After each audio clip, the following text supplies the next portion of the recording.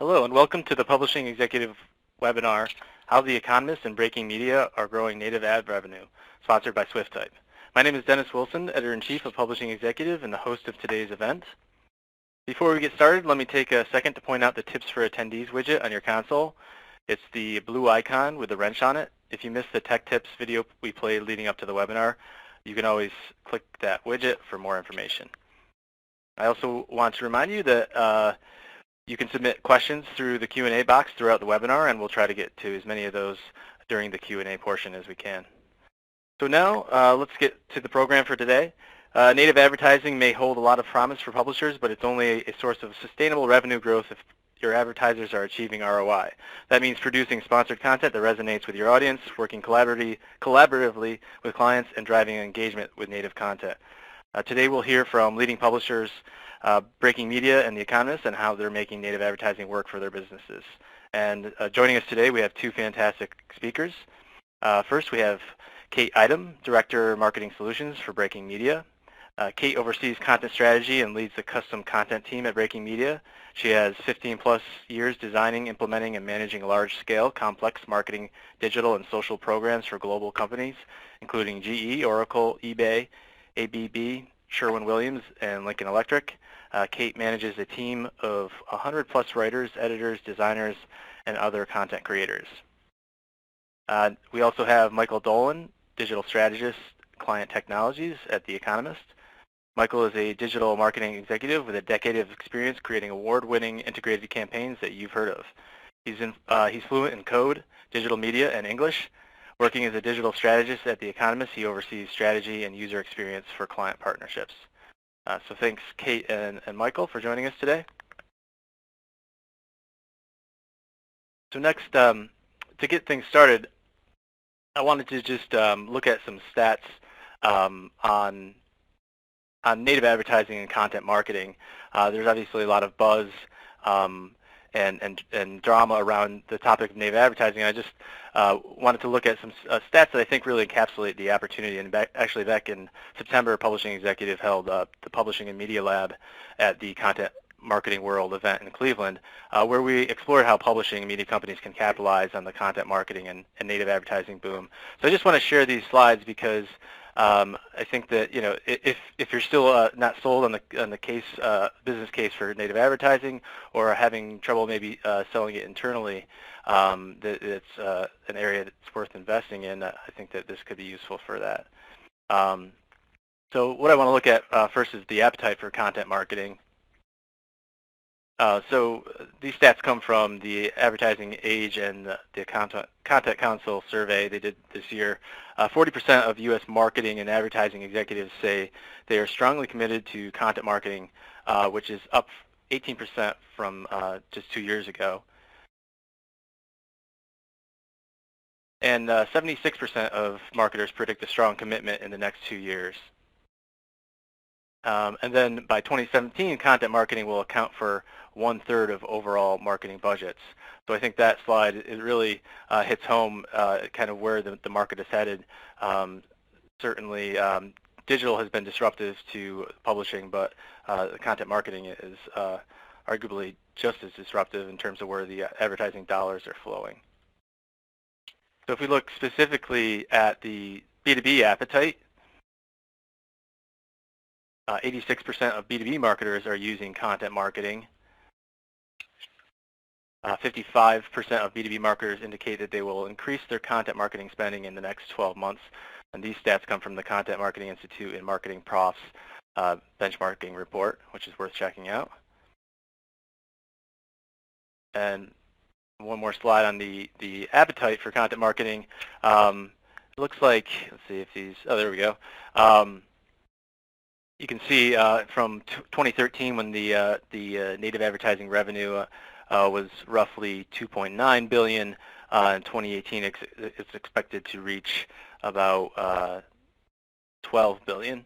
And that's a slide I borrowed from Duncan Milne from Rodale Grow.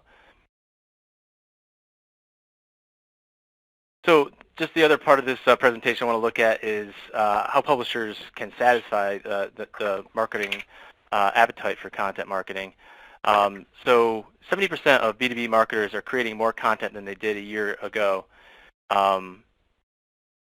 Even those who say they are least effective and those without any type of strategy. So essentially, people are admitting that they are a skill deficit for creating content marketing, but they're very interested in investing in it. To me, that pretty much spells an opportunity.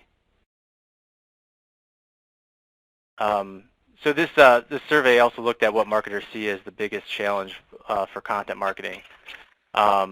And I think it's kind of not surprising that marketers say the number one challenge they face in executing content marketing is creating quality, engaging content. Here are a list of some other challenges marketers say they face, which includes producing content consistently, having a content strategy, measuring the effectiveness of content, and having the bandwidth to create content. Back in the summer of this year, Publishing Executive published an article, 5 Ways Publishers Can Capitalize on the Content Marketing Boom by Brian O'Leary, where he kind of looked at content marketing, how it plays to publishers' core strengths. Publishers are well-versed at discovering and telling great stories, and publishers are already in the business of linking content to markets, the main purpose of content marketing. So clearly, as we look at the headlines for this year, probably every other week we see a press release come across our desks where publishers and media companies have launched some sort of vertical around native advertising and content marketing. It's been the year of the Content Lab and Content Studio. You got Hearst, Politico, Mashable, AOL, U.S. News and World Report, Time Inc. So clearly there's opportunity there. Certainly there's also challenges in terms of creating content for clients, which is a different animal than publishers creating content for their own purposes, as well as the different workflow around it, measuring the impact of effectiveness of content, which is something that publishers are getting better at but have struggled to a degree in the past, and obviously selling it is another challenge. So that's it for my portion. I'll turn it over to Kate from Breaking Media to share how her company is honing their native advertising program. Great, thanks, Dennis. Hopefully everyone can hear me okay. So I'm that obnoxious redhead that's currently pictured on your screen, so we'll move beyond that pretty quickly. So just quickly, just kind of an overview of who Breaking Media is, if you're not familiar with our suite of sites. We are a network of next-generation digital brands, and we really do reach an influential, affluent kind of business community. You'll see down below kind of our list of brands and kind of our reach numbers. And where we really play is really deep dives into some really key verticals.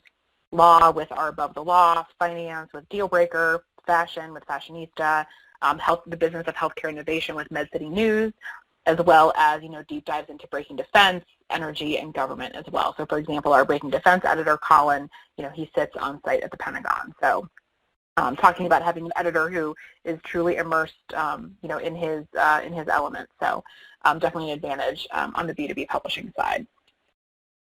Kind of in terms of our content suite, content marketing suite of offerings.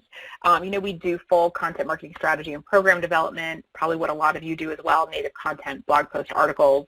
We have a full in-house research team. We also do lead generation and persona development. And so I'll touch a little bit on this later on, but some of these offerings kind of dip into or compete a little bit with kind of full service marketing agencies as well. And for us, that's fairly deliberate.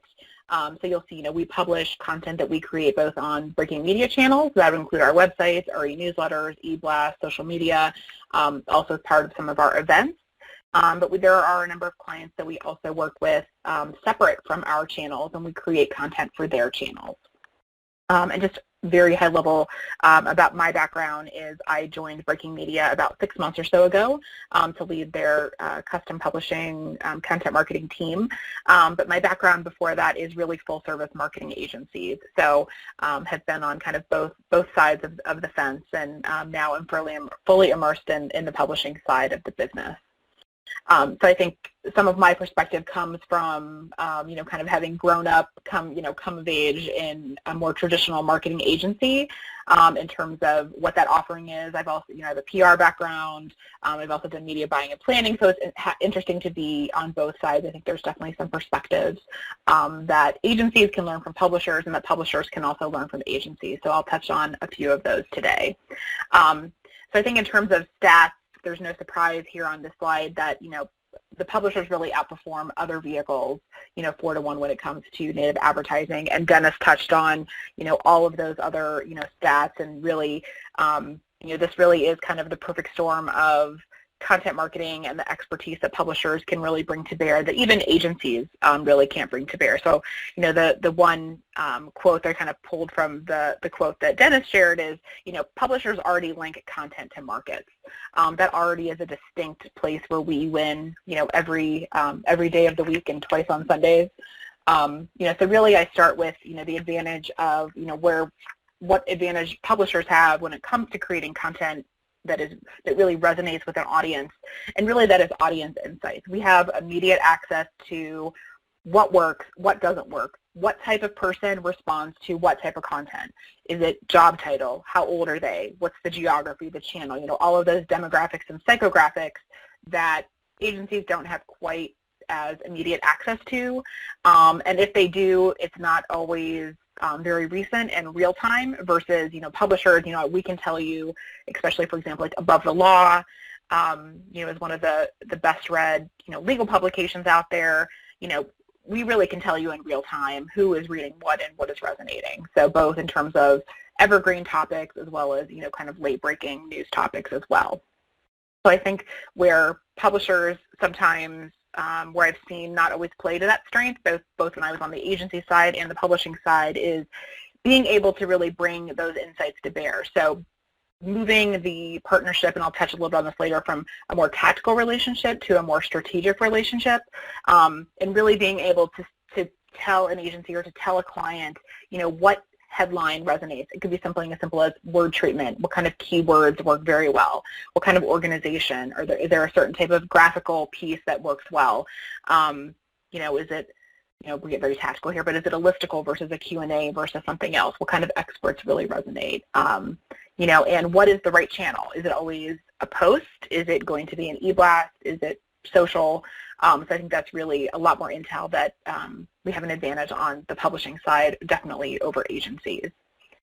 At the same time, there are a number of areas where agencies, kind of win the day. So not that, we as publishers are not focused on being long-term strategic partners with our clients, but unfortunately, sometimes it can be limited in terms of, we're talking to them a few times a year, definitely now in Q4 about what their spend is going to be for next year and what the program is going to be. And oftentimes, that conversation is led by the business development team, which is great at what they do. But it's often about, let's get you linked in for this piece of research, and this will result in this many posts. So it can be a more tactical conversation versus, when a client engages with a full-service agency or a digital agency, it really is about a long-term strategic relationship that the agency becomes much more embedded in kind of the day-to-day business of the client. It becomes more of a partner than a vendor. And I think sometimes publishers don't have that type of relationship, so they're a little bit at arm's length in terms of that partnership. So it definitely is. I would say if you have anyone on your team that has an agency background, definitely kind of, tap into that expertise, or, definitely do some reading about kind of the secrets of great client service and long-term partnership nurturing. I think there's a lot that publishers are already doing, but there's definitely kind of the next level. So for example, when I think they would probably expect that you as a publisher, whether you're looking at the advertising side or custom content, if you come to them with ideas, it probably is with a revenue goal in mind, versus an agency partner. A lot of times, they are agnostic of channel or platform or outlet. So when they come to the client with ideas, or they're in a brainstorming session, their ideas are channel or platform agnostic. And so sometimes you always run the risk of giving it away or bringing in a different partner or dollars being diverted away from your publication, in the short term. And the long term, really you do strengthen that relationship in a much more strategic way. So that's kind of worth taking a look at. I think frequency of touch bases, I think a lot of times on the agency side, when we're talking about account management, there typically is a weekly or even a bi-weekly status call where you're on the phone with the client every week and you're talking about immediate projects, what's coming up the next quarter, brainstorming, for new programs. So you're kind of always on their mind and a part of their regular rhythm of business, whereas with the publisher, the frequency or the touch points can be more infrequent. So finding more creative ways to make sure that you're staying in front of your clients can also lead to additional business down the road as well. And I think one question that I had seen that got submitted in advance was, how do you kind of handle less savvy clients? And of course, there's no magic bullet. There's no one answer to that challenge. We've all had clients of varying sophistication and understanding. But built into the agency model is kind of an ongoing client education piece that I haven't seen as much on the publishing side, at least when I was on the agency side dealing with publishers or, ad reps historically. So I think taking a little bit more of that educational standpoint so that they do view you as that expert, oftentimes then it leads them to, when you do make recommendations to them, it has a little more credibility to it. So again, there's no kind of magical bullet, but, and it is, sometimes it's just laying out the truth. They have a content piece and they are insistent that it is in their voice and their brand, but it isn't going to, resonate with your audience. Sometimes you have to just let that, sometimes you have to say yes in the short run, and then there is an opportunity sometimes to come back, a week or two later after a piece isn't really performing, or when they come back to you and they are in a panic because they're not seeing the click-throughs or the traffic or the engagement that they were expecting, to you to come back and say, remember when we talked about, without saying I told you so, remember we were talking about this kind of angle, let's try that, with this and, maybe give it kind of a second go. So those are just some things to, I think that publishers, the publishing side, that we can definitely kind of take from the agency model and how they're used to that. And so that definitely leads to kind of the strategic partnership. I think oftentimes, I touched on this, publisher as order taker is kind of how, agencies are viewing us. So from the agency side, obviously we are a little bit of a competitor, or the publisher, the agency is the one buying our services on behalf of a client. And obviously the conversation when you're dealing directly with a client is very different than if you're dealing directly with an agency and you're one step removed from the client, because most of the time they don't want you, they want to be able to protect that relationship, because as we kind of expand as publishers, expand our service offering and what we can do in terms of content creation, we are indeed, a competitor in certain areas. Just a few weeks ago I ran into an old colleague of mine that I used to be on a board with, and he's on the agency side, and when he asked me what I was doing and where I was at, and literally all I said was I'm on the publishing side of the business now, and he immediately got very defensive and saying, you're a competitor. And so I said, yes, that is true oftentimes, but there also is a way for us to kind of forge even a stronger relationship with the agencies to make the agencies look better as well, with all of those audience insights that we have. So sometimes we have to give up a little in order to kind of help that relationship, and hopefully that would then give you some access to the end client or customer as well. Sometimes it's like a game of telephone with trying to guess what the end customer wants, if that's all being translated, through the agency as well. But I think, some of those other things I talked about in terms of nurturing long-term relationships, idea generation that is channel agnostic, not necessarily tied to your channels and your platforms, really does help to shift the relationship that you have with your client from, just order taker or more tactical to a more strategic partner, which is really where you want to play and where you're going to continue to build that relationship year over year. And I think a battle that we have all had in the custom publishing, content marketing, sponsored content side is brand voice versus publication voice. And I know, here at Breaking Media, we have, depending on the platform and our channels, it varies a little bit. But, for example, on MedCity News, which is our healthcare innovation site, we have, kind of straight custom content where it's the client voice. we author it, but it's in the client voice, it's their messaging, the client has 100% review and approval, and then that can be published on our site as sponsored content or can be, posted on their site. And then at the far end is branded content where it's in the MedCity News breaking media voice. The client chooses kind of the audience and the topic category, but we really author it and it's in our own voice. And that would live then as native content with, client site attribution given. And then somewhere in the middle is this collaborative content piece where it is a little more collaborative. So, our team authors the content piece or designs the content piece, with the messaging for the client in mind. And, I would say for something like that, the client is going to have 50 to 75% control over the content. And again, that can be published on our site as native content or on their site as well. So I think that for publishers, it's definitely kind of that fine line. But I think where we've seen the best results is being very clear about that upfront. Because as we know, you will have customers, clients who will try to push the envelope and definitely try to, as much as possible, they want to downplay the fact that it's sponsored. And I think sometimes there's that fine line that we have to walk, and kind of standing up to them sometimes from time to time. It's a little bit of a risk, but at the same time, and making sure that the custom publishing side, it can play nicely with the editorial side. That is part of our responsibility as well as stewards of the brand. And I've touched on this kind of throughout, from the beginning, and really, the opportunity. And I think, every publisher is different. And I think especially for us, for Breaking Media, because we play very deeply in a set of very key verticals. We don't just create content for our channels. I think that's always our first preference, because obviously there's, from a revenue standpoint, you're charging to create the content as well as to publish the content. So the revenue may be lower if it's being published on a client site.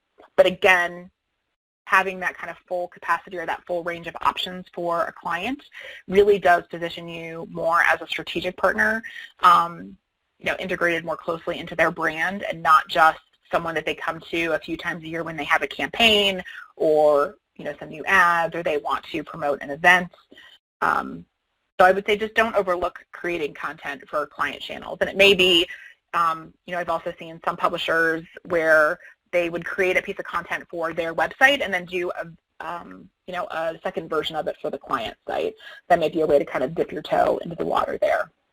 And I think, as I alluded to, or kind of flat out said, that can be a tricky play though, because it does move into competing with traditional agencies. So depending on, kind of your position, your company's position on where that comes down, we do definitely from time to time, I think, compete with the agency space, but we also can play nicely in the sandbox. So it really is dependent on, the client and the agency and what that relationship looks like. Because again, for an agency, partnering with us also makes them look like a better partner to their customers and clients, because we, again, have those audience insights that we can really bring to bear and, can tap into people that live and breathe that vertical 24/7 that maybe that agency doesn't even have, capacity or have access to. So even though we may compete directly, there's a way that we also can very much augment an agency's offerings as well. So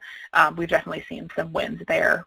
And again, it all goes back to, audience insights and having that insight and vertical expertise. So, earlier Dennis also touched on, some of the biggest challenges are bandwidth and capacity and ROI. And those are all things that, publishers really do specialize in. So, for example, at Breaking Media, we have an in-house team, but we also have a full army of freelancers, at our capacity or at, not beck and call, but, that we can tap into to be able to scale up or down, based on client needs and client projects. So, for example, like for healthcare, we'll have a hospital system come to us with a very special clinical need. So it's not just oncology, it might be a very specific clinical service line within oncology. And so having that ability to tap into, a broader range of resources more quickly is another strategic advantage that we're able to bring to the table. So I think that's all that I have right now, and we'll hand it over to Mike at The Economist. Thanks, Kate. That was great. I appreciate it. Hi, so I'm Mike Dolan. I'm a digital strategist on the client technologies team at The Economist. I do not look as scowly as that in real life, so let me go through that slide. So what I'd like to talk about today, as far as an agenda is I'll tell you a little bit about The Economist and who we are for anyone who's not familiar. Then I can talk a bit about our philosophy in regards to native and value-based marketing, and then I'll go into our strategy and some of the best practices that I can share. So this sort of opening slide that you see here, nowhere on this slide will you see the word native. And, our philosophy on that here at The Economist is we don't ever use native because we don't really even understand what that word means, and I don't really think that anyone does at this stage. I think native has sort of lost any definition of what that actually means in a marketing sense that you can quantify in a real way. So that's just a setup there. But so if anyone is familiar, or if you're not familiar, so we're The Economist. We're a newspaper. We were founded in 1847. Publishing today, we're a global news organization. We publish out of London, and we have offices in New York, which is where I'm based, and in quite a few other places around the world. We have a very large digital presence with website and several different apps that runs across all devices, and on most of those we do quite a bit of content partnerships and content marketing with different people. And this slide here, just to sort of give you a sense of our reach and our audience of where we are for print and online. So, very big in North America, UK, but we really do have a global reach throughout the world. And I think part of that's what allows us to work with so many different marketing partners in different places, because we do have an audience that they want to speak to globally. So, starting with our philosophy here, I mean, it really starts with actually having a conversation with your audience. So you need to know who your audience are and what you want to say to them, and more importantly, what do they want to hear from you. We definitely believe in having a complete separation between what is editorial content that we publish as The Economist and then the content that we create with marketing partners. But both of those things come from the idea that you really do need to create a meaningful connection with your audience. And that comes from, what are you talking about? What are you credible to write and speak about that people want to hear from? Being a news organization, you're very likely not going to read The Economist or any of the content marketing that we do, and read about our opinion on pop music in any meaningful way. And I think that's something that's a takeaway for anyone who's doing content marketing is, speaking to what you have an understanding of and what you're credible and what your audience wants to hear. And that's something that we keep in mind at all times. And, the reason we do that is we've done quite a bit of research over the last few years to actually figure out, what is content marketing and where is the value to the reader? Because ultimately, what you're doing when you're a marketer is you're looking to get people's attention. I mean, if you break it down in the most simplest terms, that's what marketing is you're looking to get a share of a person's attention wherever they are so that you can communicate with them. So when we started to do research, the big takeaway from everything that we learned is it's really about value. It's the content that you're creating giving any value to the person who's reading it. And I mean, I think this goes to full range of channels and formats. I mean, and not just for The Economist specifically, but I mean, it could be if you're creating a TV commercial and, it brings some joy to people, then you're making a connection with them. If you're just showing, 30 seconds of your product without providing any real value, it's likely to not be as successful. So when we started doing research here, 75% of global business executives said that the main reason that they look at business content is they're researching an idea, whereas 93% of marketers said that they connect their content directly to a product or service. So if you look at this slide, I think it points out a very large disconnect here that ties directly to value. So, not just sort of business executives, but really myself and I think most people, when you're online or anywhere else reading content, you're looking for something that is bringing value to you. But then, if I step up and sit in my other chair and I put on my marketing hat, basically as a marketer, you have some type of business goal, something that you're trying to push forward there. So I think it's that disconnect between what the reader and the audience wants and what we as marketers are trying to accomplish through marketing. And it's the space in between, it's that gap that's really where we need to be. And I think it's that gap, which is where content marketing can become, can become very strong. And that's the gap that you sort of need to keep in mind as you're actually creating the content you're going to share with your potential audience. The same thing here when we started to conduct this research, we're seeing that people know when marketing is marketing. I think especially in 2016, audiences for whatever type of product you have, consumer audience, B2B audience, people are sophisticated and they understand what marketing is at this point. So you really can't create content that is too self-serving. And the same thing, this also reinforces what I said before, is, we as marketers need to be very aware between our goals and what we want and what the audience wants, because it's very easy for us to push too hard, in which case really nobody wins in that situation.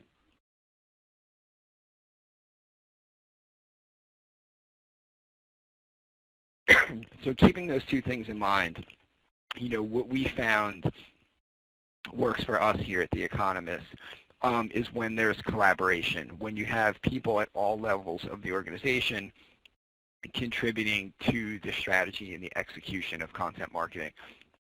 And just a bit of how we're structured here for context. So we have The Economist editorial on one side, and then we have media businesses, which are the marketing, advertising, and content creation side of things.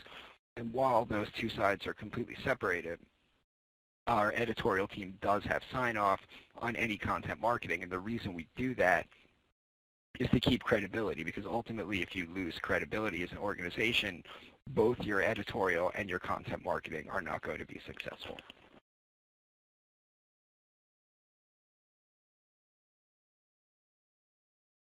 And I think a big piece here is keeping that credibility, because ultimately your reputation as a publisher and a marketer is something that you really do need to guard in a very strong way, because once you lose credibility, it's very difficult to get that back.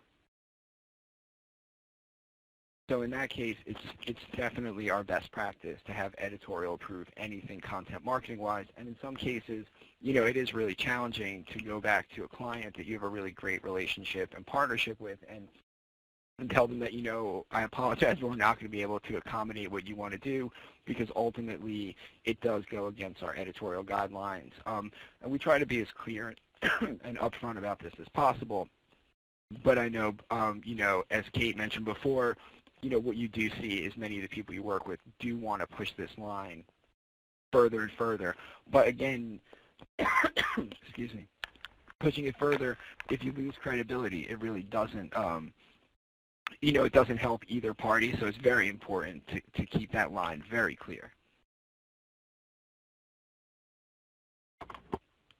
So this is a little bit about our best practices. So what you see here is, if we're talking about display advertising, basically in any format, what we see is a very high average CTR for what we do here, up to a 0.25. But the difference isn't anything that it's not what we're doing on the technical end. It's not that the ad appears native, like it's part of the content. What you can see on the page is that's very clearly an advertisement. The difference here and the best practice and where we find success is it's the information that's in that media unit, that's in that ad. We put out something there. We know that a lot of marketers read The Economist because we know our audience. So by putting information there that's interesting to them and adding some value, offering the chance to download a paper and learn more about this, That's why we see success. And ultimately, it's the content itself and not the format or the media unit that makes the difference between success or failure. It's all about knowing your audience and giving them something of value so that they want to hear the rest of your message.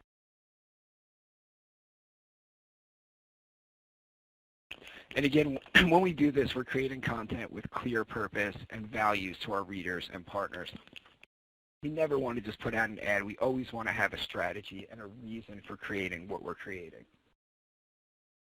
And some of the things that work for us, surveys, interviews, reaching out to people that our audience wants to hear from and talking to them and just giving them an actual story. Like we think of content marketing, value-based marketing as we always try to put ourselves in the reader's shoes and say, you know, would I want to read this or is this just an advertisement?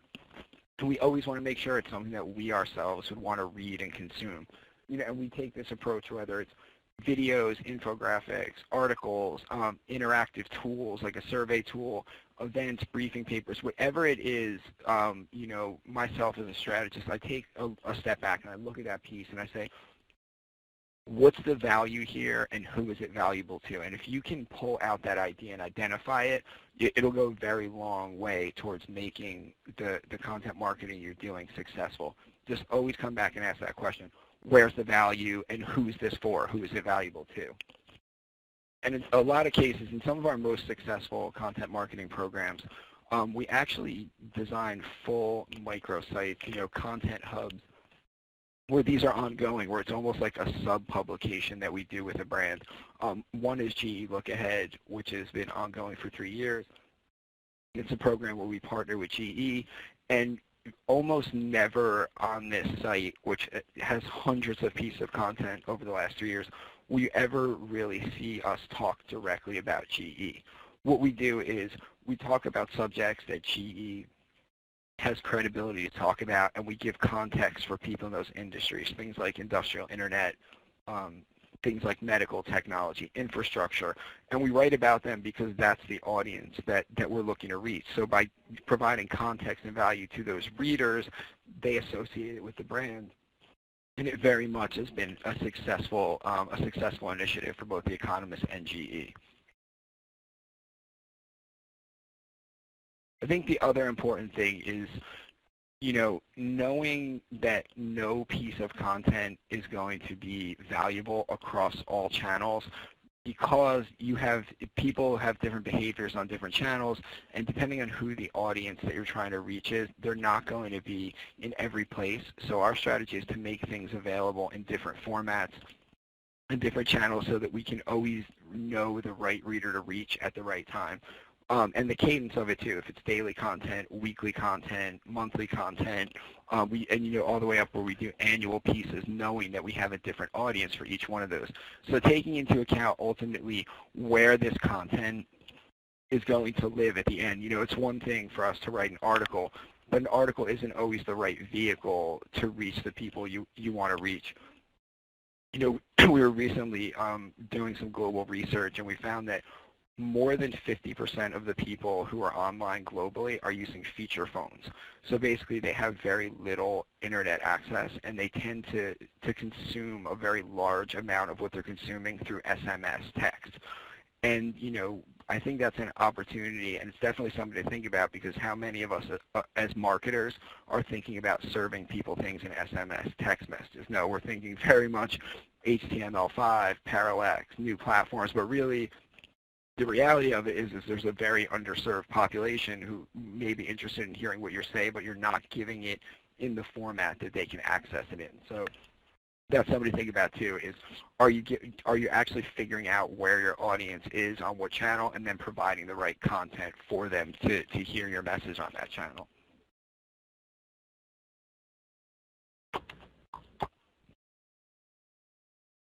And again, this is just sort of the 3 pillars here. You know, there's advertising and marketing, there's events, and there's content and research. And I think all 3 of these pieces are absolutely key and critical when you're talking about content marketing, because there's content in all three of these pieces. Content can come out of events. You can give people content events. Same thing with research. You can do research to create content, and then ultimately all these three pieces need to live together if you want to have a real cohesive content marketing strategy. And this digs a little bit more into what we at The Economist see, as our kind of overall marketing spectrum here. So basically, on the left-hand side, the green pieces, you have the more traditional display advertising. Audience extension, which is retargeting, our own media units on economist.com. And then as you get further to the right, it narrows down, and these are some of our other products like Economist Films, which is our digital film series, Digital Editions, which is our tablet application, Espresso, which is our daily smartphone application. And the commonality between all these things is, that they're all vehicles to get our readers content. But the second part of it is on the left, when you're talking about display advertising all over the web, it's very open. The audience is very broad, so you want to provide broad content that appeals to many people. And the further you get along the spectrum to the right, and the redder it gets, that's where we really dig down and can kind of reach into very specific audiences who have specific behaviors and are interested in things, where you can identify we're only interested in speaking with CFOs, in a certain industry. So that's part of it too, and I think there's value all along the digital marketing spectrum. It's just identifying, your need or the need of your client, what their specific business challenge is, and then figuring out who to talk to in a marketing sense that's going to help them, move that forward and show return on their investment.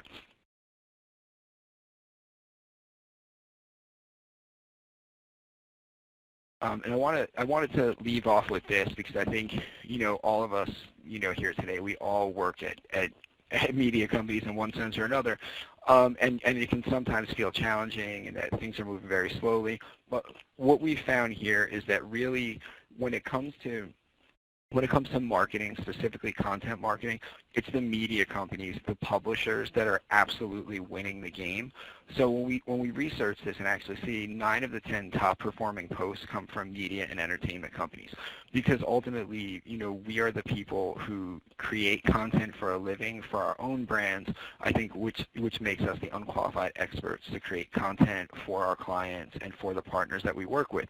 So that's just something to keep in mind, that if you're already a publisher and you have an understanding of how to create content, you are definitely the person to do this for brands in a marketing sense as well. And a lot of the same best practices and content creation techniques that you use also absolutely apply when you're doing this with brands. So that's the end of what I have to say. I hope it was helpful and enjoyable, and I think Dennis said that we were going to take a few questions as well. Yeah, thanks, Michael. That was great, and thanks, Kate. Also great. Let's get to some questions. We have about 15 minutes left, so we'll dig right in. I guess let's start with we'll use the term native advertising / content marketing. In terms of creating it, producing it, could you guys tell the audience a little bit about who is producing it on your what kind of teams you have set up? Is it existing editorial staff? Is it a separate division that creates this? Is it external? Maybe Kate, do you want to start off on that one? Sure. Ours is a little bit of a mix, similar to what Mike mentioned, a little bit of separation of church and state. So we have, an internal team, and sometimes for example, our director of research, sometimes will, when we're working with a client on a custom piece of research, he will kind of author some of that as well, but then we have a kind of full spectrum of freelancers that we work with as well to kind of tap into, because a lot of our verticals require some more in-depth expertise in certain areas when it comes to kind of legal and healthcare, those pieces. That model works well for us and allows us to really kind of scale up and down based on the client and their need and the program scope. Great. What about for The Economist, Michael? Sure. So here at The Economist, we have a complete separation between what we refer to as editorial, which is the people, our writers and editors who actually publish the weekly newspaper, versus media businesses, which is where all of our, advertising, content, marketing, et cetera, sits. So on the media businesses side, we do all of our own content creation in-house. So we have, quite a few teams of writers, editors, designers, social media marketers who all sit and work together based on whatever that project is. So we are separate from editorial, although they do have final sign-off, but yeah, we do all that in-house with teams here. Great, thanks. And I've gotten a couple questions regarding, the ethical implications of native advertising and that kind of thing, and that's typically an area that like publishing executive doesn't dig into because there's we can't even agree on a term of what native advertising is. But what we do try to highlight is people that do, publishers that we think are exhibiting best practices, and I don't think anybody here is trying to suggest that native advertising is some sort of hidden or covert branding activity, or that it's oftentimes we see that publishers are developing houses or internal labs or studios or using external resources to develop content to preclude too much conflict of interest. So I think we could spend hours talking about all the gray areas around native advertising, but we just try to highlight the folks that we think are doing it the best. So let's move a little bit to ROI. When it comes to what clients are trying to get out of programs like this, what are they looking for? Are they looking for lead generation? Are they looking for more of a branding play, a mixture of both? And I'll open that up to either Kate or Michael to answer. This is Kate, and I can start. The answer to that is D, all of the above.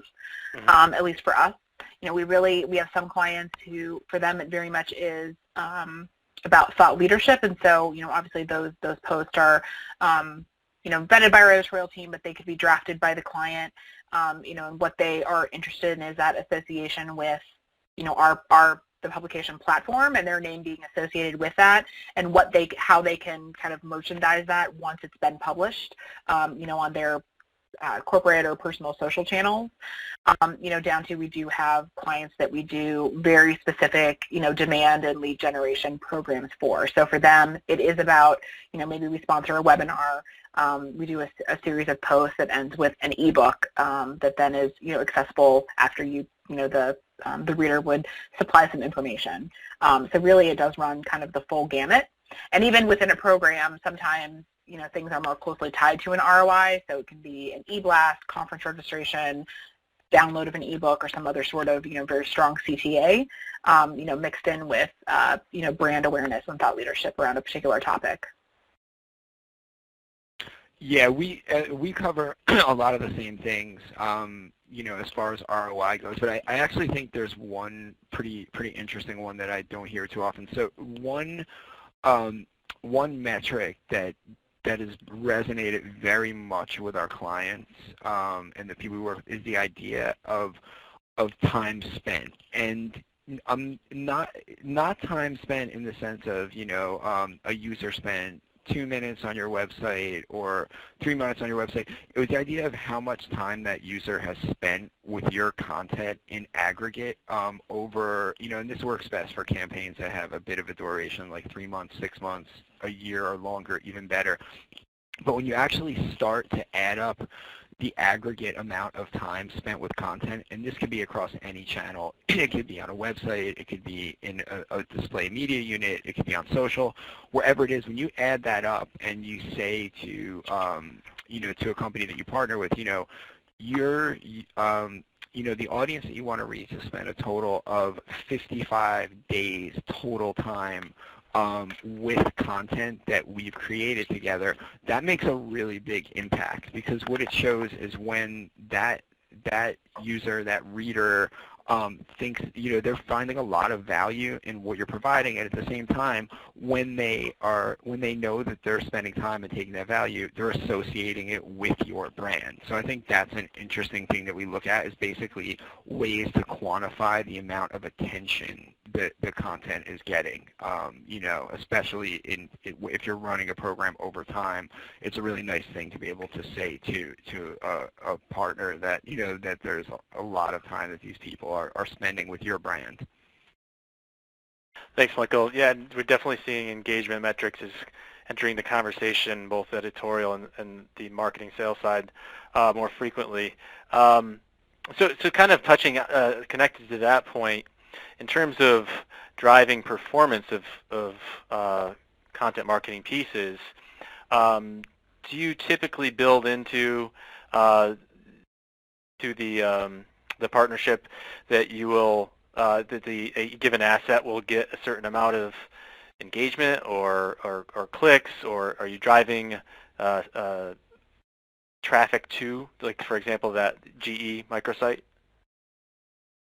Sure. So we do every program that we do provide a really thorough set of benchmarks and KPIs beforehand.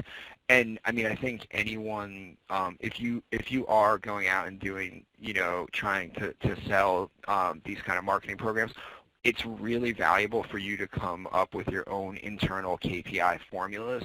And it's a little bit tough if you're just sort of breaking into this, if it's completely new to you, because you don't have enough data to benchmark.